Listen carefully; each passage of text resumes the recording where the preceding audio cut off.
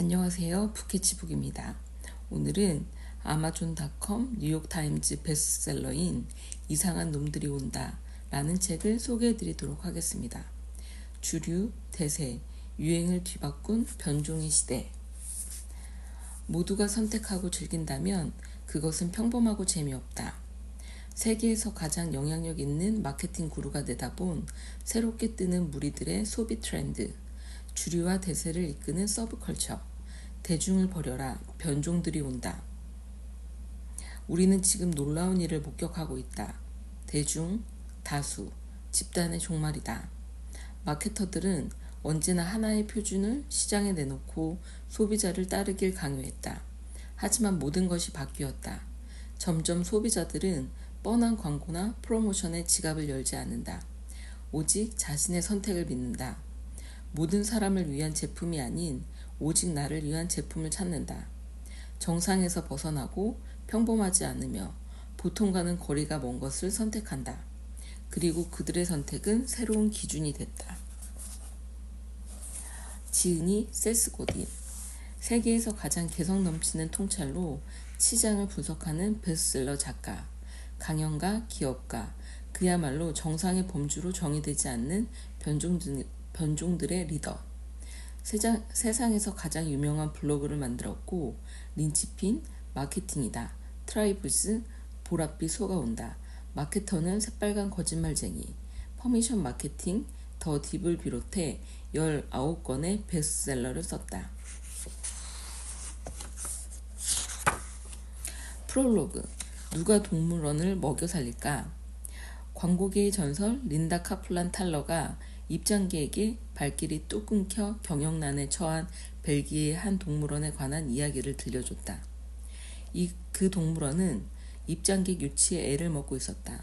동물원 구경보다 더 재미있는 놀이공원이나 신기한 제품들, 다양한 오락거리가 많이 등장했기 때문이다. 아무리 입장객이 줄어들었어도 동물들은 여전히 먹여 살려야 했다. 때마침 코끼리 한 마리가 새끼를 가졌다. 영특하고 기민한 홍보 담당자들은 즉각적으로 행동을 개시했다. 유튜브에 아기 코끼리의 초음파 사진을 올리고 암놈일까요? 수놈일까요? 라는 퀴즈를 낸 것이다.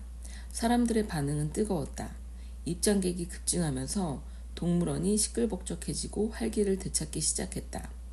새끼를 가진 코끼리 한 마리가 입장객을 다시 동물원으로 불러들인 셈이다. 새로운 매체가 대중의 관심, 대중의 환호, 대중의 방문을 끌어낸 것이다. 명백한 승리였다. 지금 이 이야기를 꺼낸 이유는 과거에 행복했던 시절이 떠오르기 때문이다. 당시 대중의 주의를 끌기 위해 광고 업체에서 하는 작업은 훨씬 쉬웠다.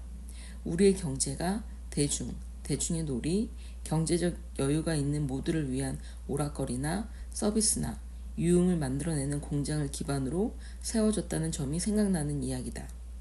마케터들이 그러한 시절의 향수를 느끼는 것도 무리는 아니다.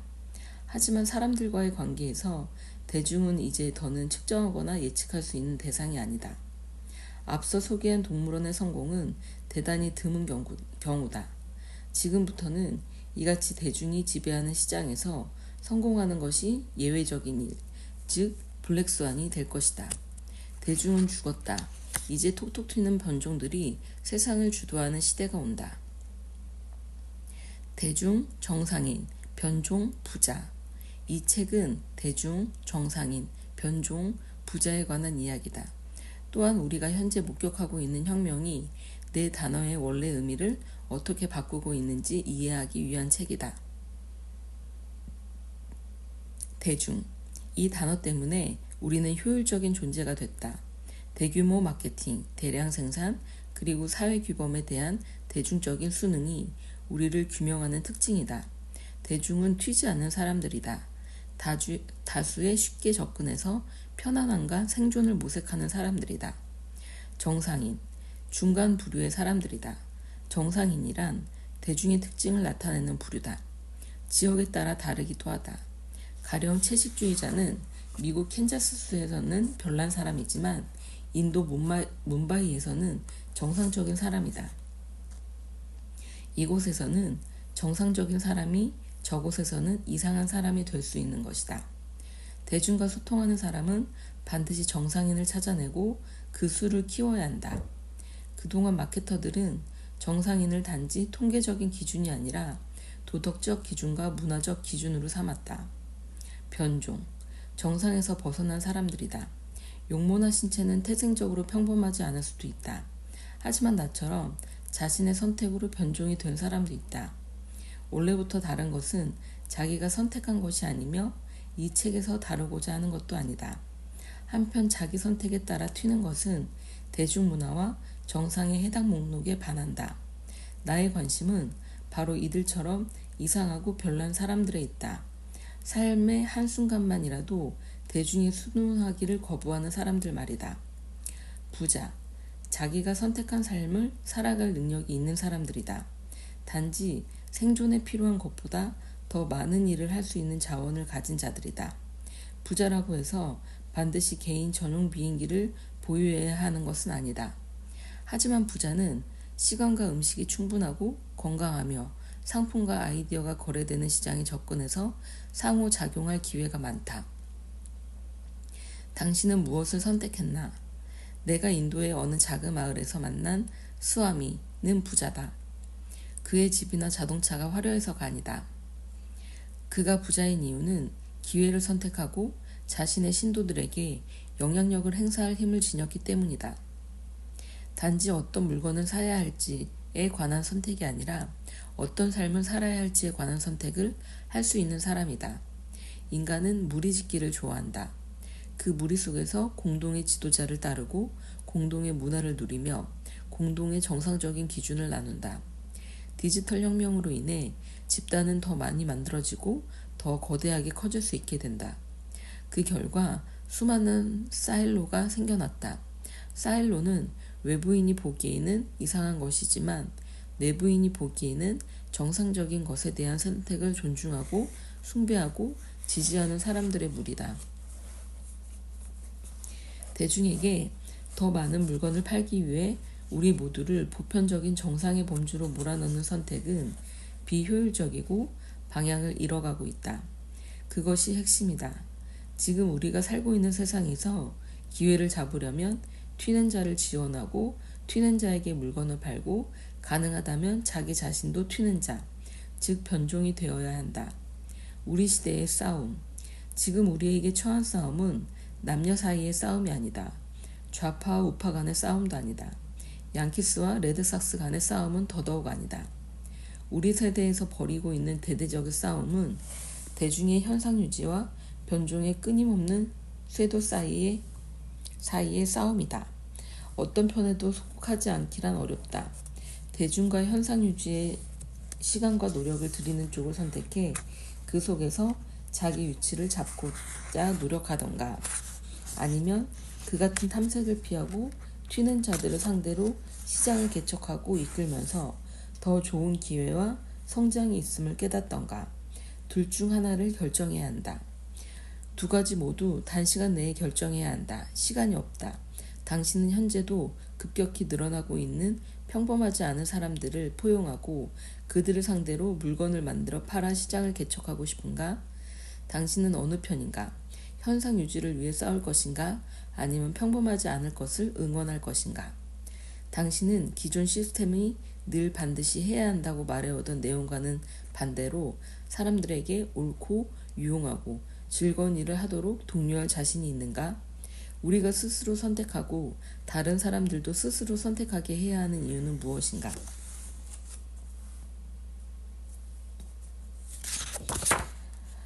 이 책은 총 3개의 파트로 이루어져 있고요. 첫 번째, 대중이 사라지고 있다. 두 번째, 변종을 탄생시킨 4가지 힘. 세 번째, 평범함을 거부한 변종 선언.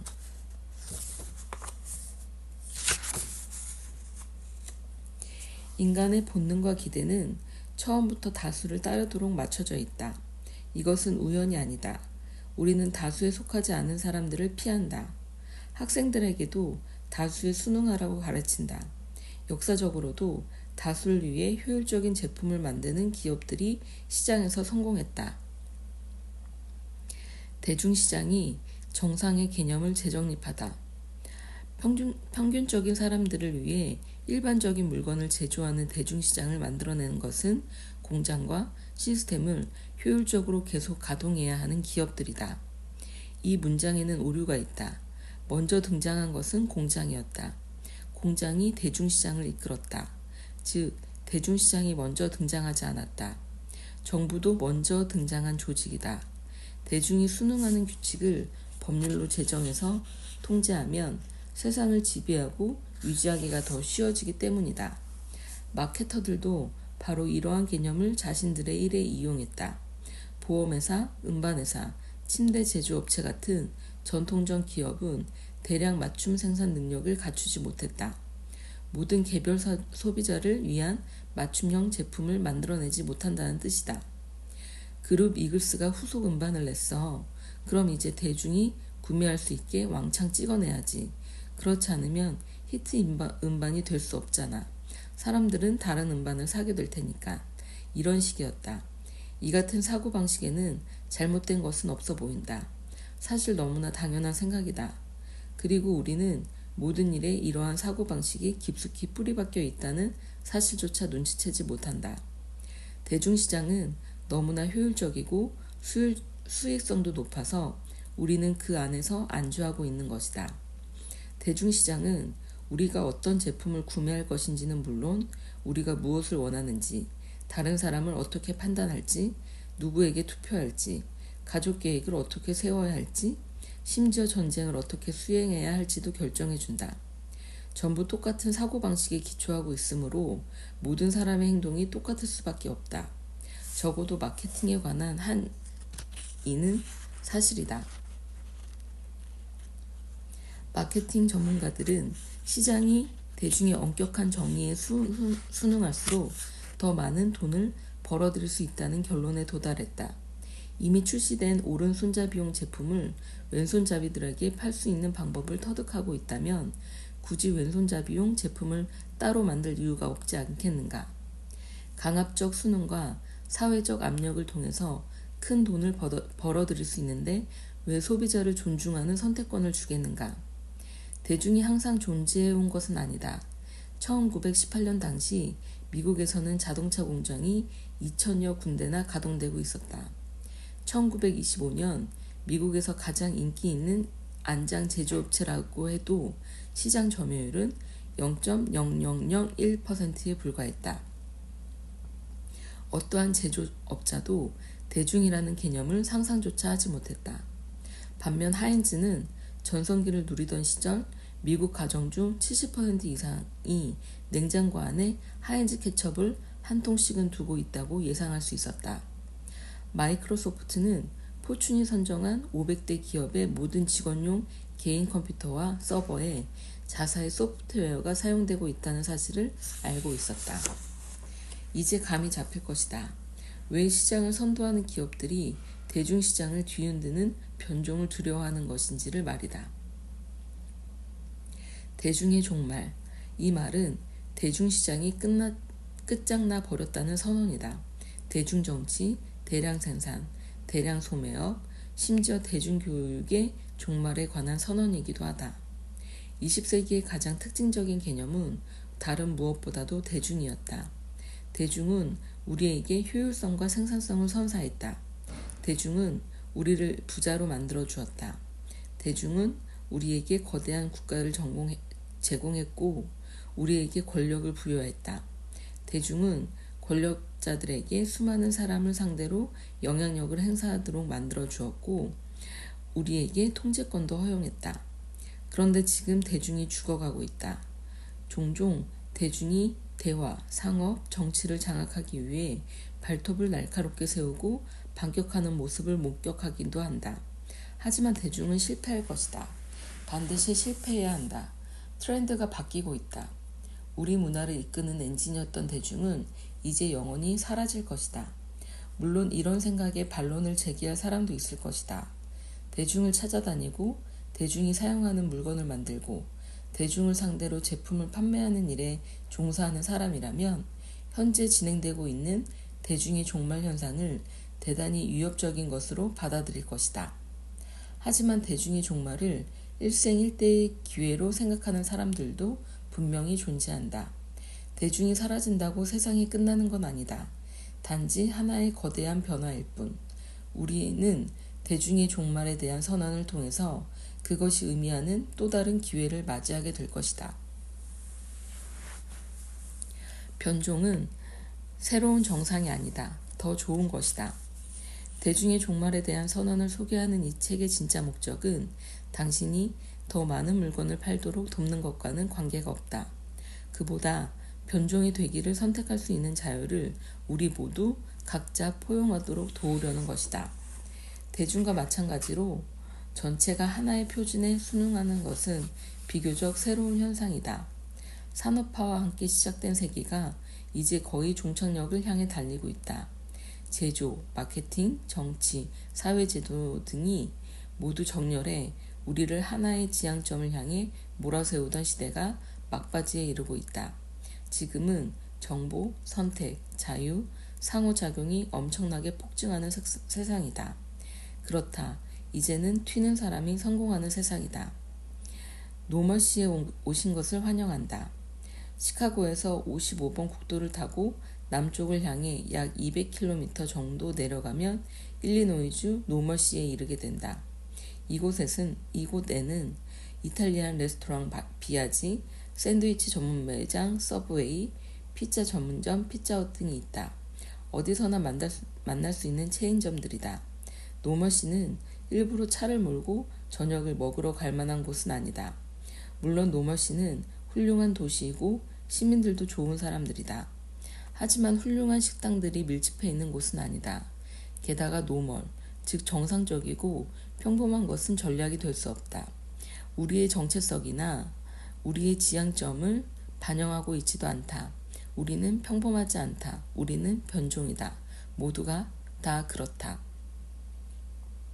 변종시에 오신 것을 환영한다. 나는 지금 맨하튼의 1번가와 8번가가 교차하는 모퉁이에 서 있다. 뉴욕에서 여기보다 더 활기찬 상업지구가 있을까? 길 건너편에는 이슬람 문화의 중심지가 있다.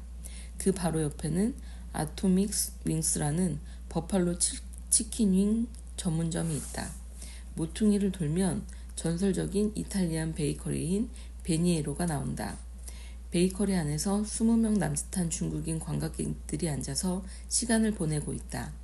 내 뒤로는 퓨전 일본 라멘 체인점인 모모푸쿠가 있다. 버지니아주에서 자란 한국계 미국인 요리사가 이 레스토랑을 운영한다.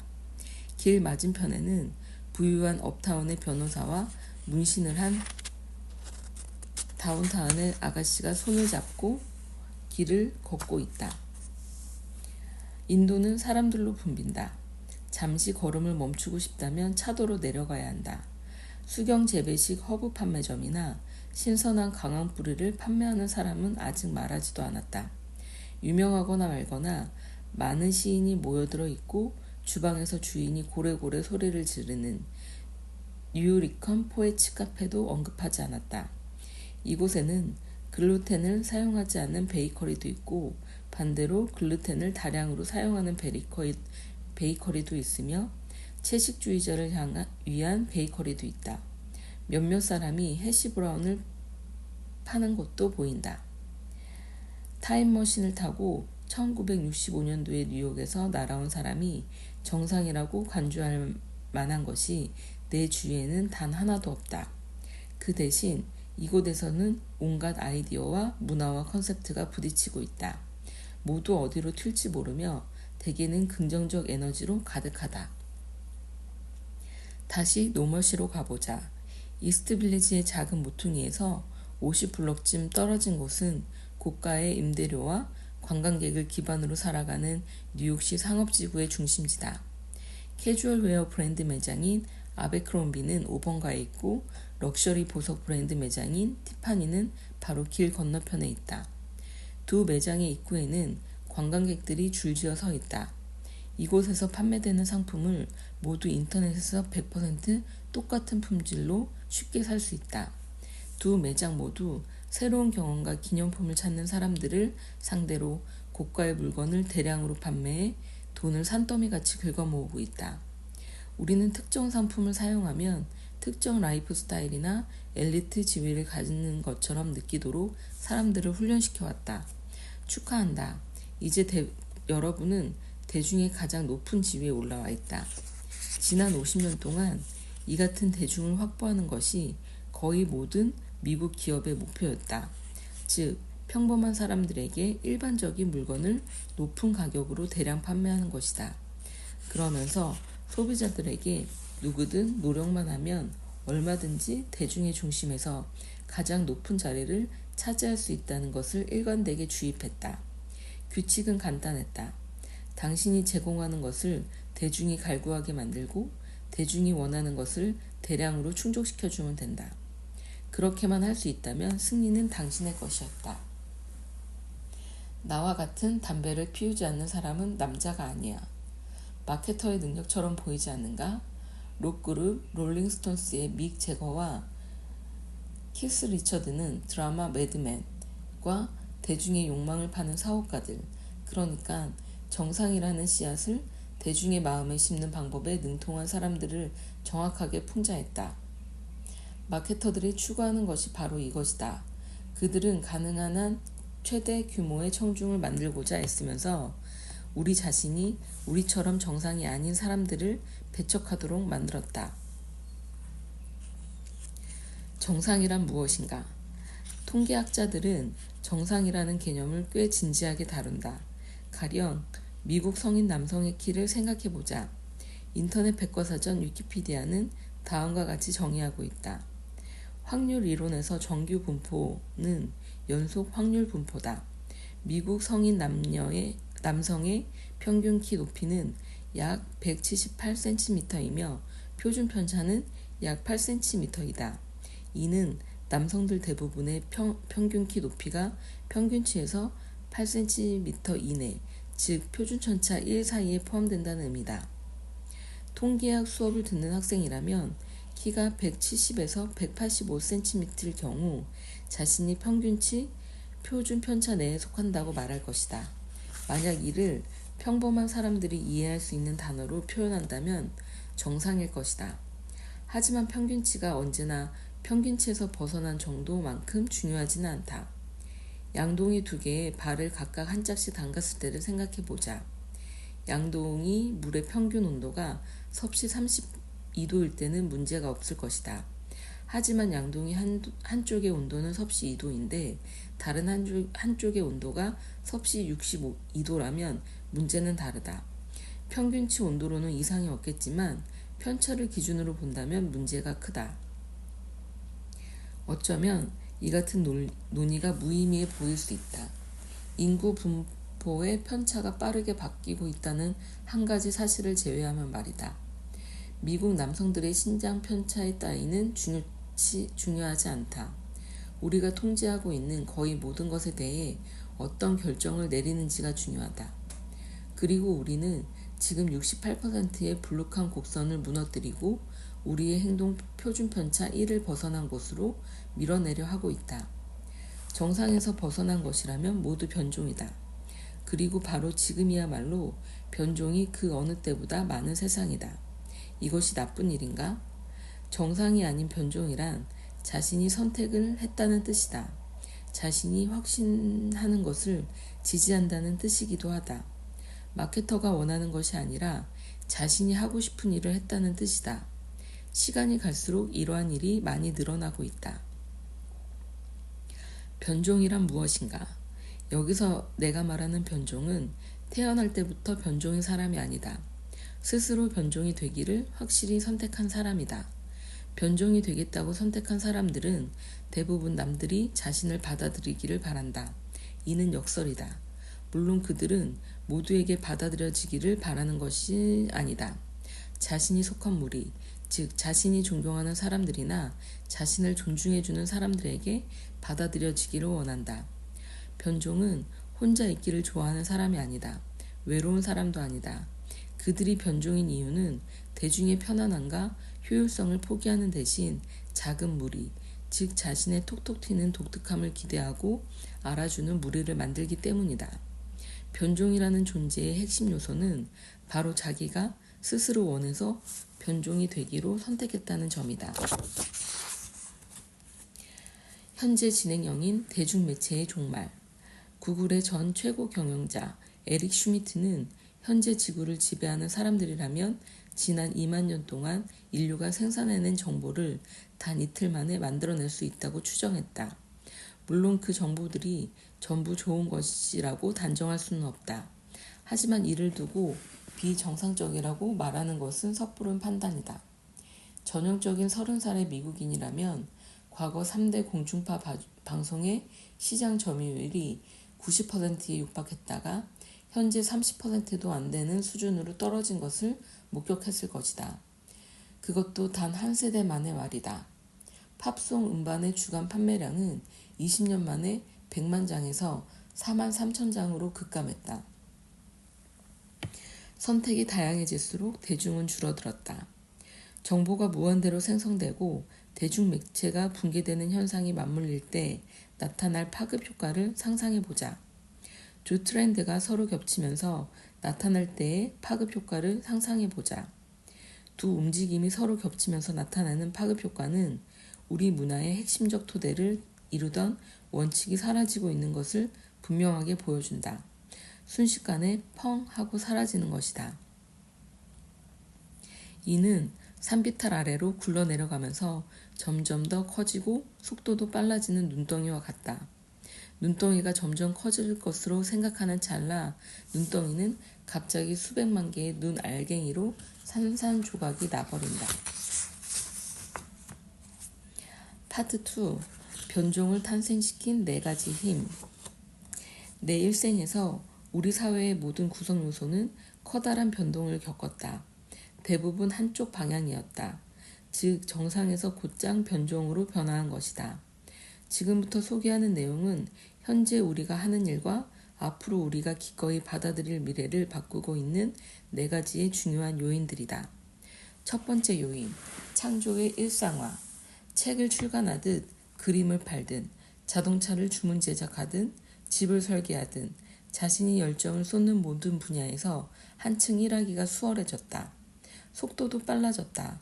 또한 자신이 하는 일을 많은 사람이 주목하게 될 가능성도 커졌다.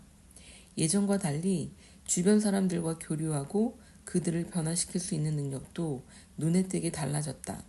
우리는 인터넷이라는 매체를 통해 세상과 접촉하고 누구든 어디서나 세상을 향해 글을 쓸 수 있는 시대를 살고 있다.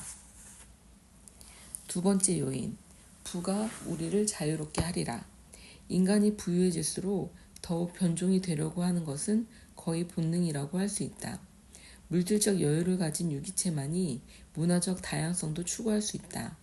생산성이 급격하게 늘면서 우리는 생존을 넘어 진정으로 하고 싶은 일을 할 수 있는 능력도 갖추게 됐다. 남들보다 눈에 띄는 사람이 되려면 시간, 돈, 그리고 자신감이 필요하다. 이 3가지 요소를 골고루 갖춘 사람들이 우리 주변에 점점 늘어나고 있다. 세 번째 요인, 소비자를 위한 마케팅. 큰 수익이 되지 않는 상품군을 의미하는 롱테일은 단지 기발한 표현에만 그치지 않는다. 거의 모든 상품의 시장을 아주 정확하게 묘사하는 표현이라 할 수 있다. 자신이 좋아하는 물건에 각별한 애정을 드러내는 변종들의 지갑을 여는 일은 이제 그 어느 때보다도 수월해졌다. 그 덕분에 사람들은 예전보다 더 쉽게 무언가에 빠져들 수 있게 됐다. 이제는 마케터가 소비자에게 강요하기보다 소비자가 원하는 것을 마케터가 기꺼이 들어주기 때문이다. 마케팅의 힘을 과소평가하라는 말이 아니다. 실제로 일부 마케터들은 변종의 특성을 직접 만들어낼 수 있다. 그런 특성들은 우리가 행동하는 방식에서도 막대한 영향을 미친다. 네 번째 요인, 우리의 선택이 트렌드가 된다. 관심사가 동일한 사람들이 더 많이 모일수록 변종은 정상이 되어간다. 적어도 지금 우리가 모여있는 작은 부족 안에서는 그러하다. 당신이 선택한 무리는 거울이나 증폭기의 역할을 할 수 있다. 당신의 관심사를 확대시키거나 더 멀리 뻗어나가도록 해준다. 특히 인터넷은 부족 집단 내 구성원들을 연결하고 증폭시켜 변종 간의 관계를 이어주고 보호도 해준다. 대중지향의 트렌드에서 변종지향의 트렌드로 갈등의 문제를 다시 생각해보자. 우리가 부유해진 것은 대량 프로세스, 즉 대량 생산, 대량 운송, 대량 판매를 실현한 우리의 능력 때문이었다. 생산성의 진보란 대부분 생산과 배송에서 대규모의 혁신이 이루어졌다는 의미다. 나일론 생산이나 고속도로 시스템을 생각해보면 된다. 그런데 오히려 이러한 부가 우리에게 불을 안겨준 기반을 약화시키는 움직임을 부추긴다. 한때 조립 라인에 영향력을 행사하려면 대중이 필요했다. 조립 라인은 TV 광고에 지원을 받았다. 하지만 마케터와 공장주가 부유해지자 시장 역시 부유해졌다. 이제 더 이상 대중은 가만히 앉아 생산자들이 시키는 대로 고분고분 따라주지 않는다. 그들은 애초에 부를 만들어 주었던 바로 그 시스템을 약화시킬 정도로 충분한 부를 갖추었다. 한편으로 희망적인 일이다. 생산성과 성장을 위해 앞으로는 대중을 부추기지 않아도 되기 때문이다. 새로운 돌파구는 변종을 확장하는 일에 끈질기게 집중될 것이다. 동시에 모든 업계의 마케터들은 대중의 눈높이에 맞춰야 했던 압박감으로부터 자유로워지고 있다. 사회 구조는 계속해서 바뀌고 있다. 아웃라이더들의 영웅담은 지속적으로 추앙받고 있다. 메카시즘이 쇠퇴하고 알로거스리가 들어섰다. 사냥보다 그림을 선택한 우리들. 변종이 되려면 물질적 여유가 있어야 한다. 석유왕 록펠러 같은 재벌이 될 필요는 없다. 생존을 걱정하지 않아도 될 정도의 부면 충분하다. 자신이 원하는 것을 선택할 수 있는 정도의 물질적 여유 말이다. 동물들은 대부분 물질적 여유 없이 산다. 그 대신 먹잇감을 찾아다니거나 사냥을 한다. 지금껏 그래왔고 앞으로도 그럴 것이다. 또한 날마다 사냥에 성공하지 못하면 죽는다. 한편 인간은 생산성을 높이는 방법을 찾았다. 시간이 갈수록 생산성이 높아지면서 변종의 특성도 뒤따라 나타났다. 오늘날의 문화가 발전시킨 변종의 특성을 나타내는 증거를 지금처럼 생산성이 높지 않았던 선사시대에서는 찾을 수 없다. 프랑스 남서부 쇼베 지역의 동굴 벽화를 살펴보자. 지금으로부터 약 1만 7천 년 전 인간은 그림을 그릴 정도의 물질적 여유를 갖게 됐다. 누군가는 사냥감을 찾아다니는 일에서 벗어나 몇 주 동안 그림을 그리는 데 집중할 수 있었다. 이는 당시 사람들이 붓과 물감을 만들고 그림을 감상할 시간을 가졌다는 의미다. 동굴인 집단이 부유했을 거라고 생각하기는 쉽지 않다. 하지만 그들보다 앞서 존재했던 다른 생명체와 비교해 볼 때 부유한 편이라고 말할 수 있다. 사냥이 아닌 그림 그리기를 선택한 존재이기 때문이다. 다시 현재로 돌아와 보자. 뉴욕 현대미술관에 전시 중인 많은 작품과 프랑스 동굴 벽화를 비교해 보자. 이곳에는 주제, 표현 방법, 표현 수단을 헤아릴 수 없이 다양한 작품들이 전시되어 있다. 모두 지난 100년 동안 만들어진 것이다. 지금 나는 작품의 우열을 가리려는 것이 아니다. 다양성을 이야기하고 있다. 그러한 다양성은 대부분 물질적으로 풍요로울 때 생겨난다. 1만 7천 년 동안 인간은 생산성을 높이는 데 치중했다. 동시에 극대화된 효율성과 가치, 그리고 물질적 풍요를 창출해냈다. 그 주변에 위치한 예술은 더 이상 특별한 것이 아니다. 예술은 정상적인 것이 되었다. 정말 가난한 사람은 아이스크림을 살 때 바닐라는 안 좋아해요. 초콜릿으로 주세요. 라고 말하지 않는다. 하지만 점점 늘어나고 있는 부자들은 바닐라는 싫고 초콜릿이 좋다고 분명히 말할 것이다. 정치인들이 정의한 부유층과 빈곤층 사이의 격차는 점점 더 커지고 있다. 하지만 오늘날 아무리 가난한 사람이 많다고 하더라도 스스로 선택을 하고 열정을 가질 정도의 여유를 가진 곳이 제법 많아졌다. 자기가 보고 싶거나 먹고 싶은 것을 신경 쓸 정도의 물질적 여유를 갖추게 되었다. 정말 가난한 사람에게 가장 적절한 마케팅 전략은 가져가거나 말거나다. 가난하다는 것은 선택권이 없다는 것을 의미한다. 모든 것은 상품 제공자의 손에 달려 있다. 가난한 사람이 가질 수 있는 최상의 상품은 생필품이므로 마케팅의 방향은 전적으로 이거 갖고 싶지로 좁혀진다. 예를 들어 우리가 쌀과 콩밖에 살 수 없다면 쌀과 콩 이외에는 가질 수 있는 물건이 없다. 우리가 변종이라고 부를 만한 것을 가지고 있을 여유가 많지 않다는 것이다. 이제는 가난한 나라가 부유한 나라로부터 원조를 받는 방법도 달라졌다. 가장 흥미로운 변화는 제 아무리 가난한 나라라 할지라도 선택권을 원한다는 사실이다. 즉, 가난이라는 꼬리표가 붙은 사람도 자기 일과 자기가 일하는 방식에 대한 통제권을 원한다. 선택권이 주어지면 사람들에게 여유가 생긴다. 국제개발 분야에 종사하는 많은 사람이 개발도상국 사람들도 당연히 선택권을 가져야 한다고 말한다. 또 그들이 선택권을 원한다는데 적극 동의한다. 하지만 그들의 행동은 그들의 말과는 정반대다. 그들이 가장 쉽게 취하는 반사적 행동은 가난한 나라가 필요한 것을 결정하고 나면 구호품을 대형 컨테이너로 실어 보내거나 트럭으로 싣고 가서 나눠주는 방식이다. 사람들은 선택권이 주어지면 선택한다. 이러한 모습은 더 많은 곳에서 발견된다.